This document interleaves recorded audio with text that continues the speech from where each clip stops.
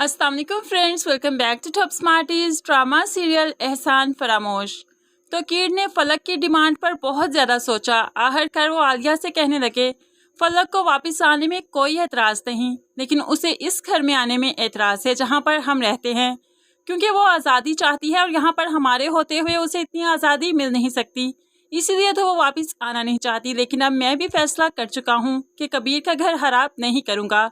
इतना खुदगर्ज नहीं हूँ कि भाई के साथ रहने के लिए बीवी को उससे अलग कर दूं। कबीर भी उनकी बातें सुन लेता है और तकीर भाई ने भी फैसला कर लिया कि वो उन दोनों को एक करेंगे, भले ही उनकी ज़िंदगी से उन्हें निकलना ही क्यों ना पड़े।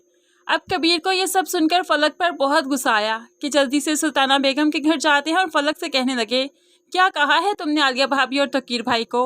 वो इतने परेशान क्यों हैं? फलक एक बात गौर से सुन लो, अलग तो मैं कभी नहीं हूँगा, तुम्हें अलग घर कभी नहीं लेकर दूंगा। अभी तुम मेरे साथ चलोगी और आलिया भाभी से तकीर भाई से माफ़ी मांगोगी।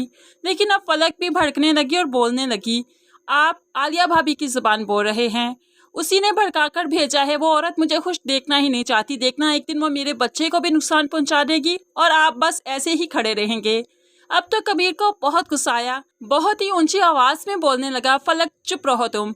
और साथ ही थप्पड़ भी उसे दिखा दिया कि मैं चाहूँ तो थप्पड़ भी मार सकता हूँ। फलक तो इस थप्पड़ को देखकर डर गई, खौफसदा हो गई।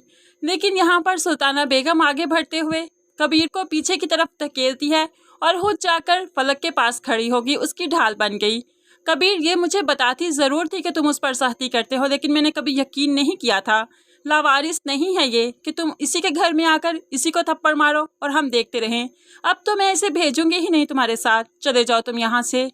कबीर तो यहाँ से मायूस ही वापस लौटा और आकर बहुत परेशान है कि शादी का फैसला मेरा बहुत ही गलत था। अगली सुबह ही आलिया भाभी एक फाइल कबीर को पकड़ाती है और कहने लगी, कबीर ये वही शेयर्स की फाइल है जो तुमने हमारे नाम किए थे, और ये घर भी, सब कुछ तकीर ने तुम्हारे नाम कर दिया। तुम फलक के साथ खुश रहो, हम इसी में होश है, हम लोग यहाँ से बहुत जल्द चले जाएंगे। कबीर तो टूट सा गया और कहने लगा, भाभी आप तो मेरे साथ ऐसा ना करें, आप लोग तो मुझे समझने की कोशिश कीजिए ना, मैं ऐसा नहीं चाहता, मेरा शादी का फैसला ही गलत था। आपने कितना समझाया कि फलक आपको अच्छी नहीं लगी, लेकिन मैंने ही बात ना मानी।